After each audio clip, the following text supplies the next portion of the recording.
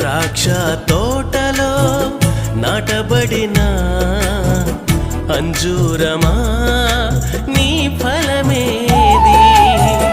ద్రాక్ష తోటలో నాటబడిన అంజూరమా నీ ఫలమేది?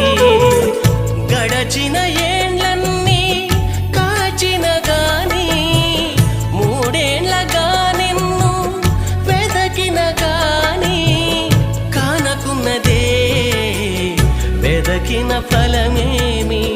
కానకున్నదే వెదకిన ఫలమేమి? ద్రాక్ష తోటలో నాటబడిన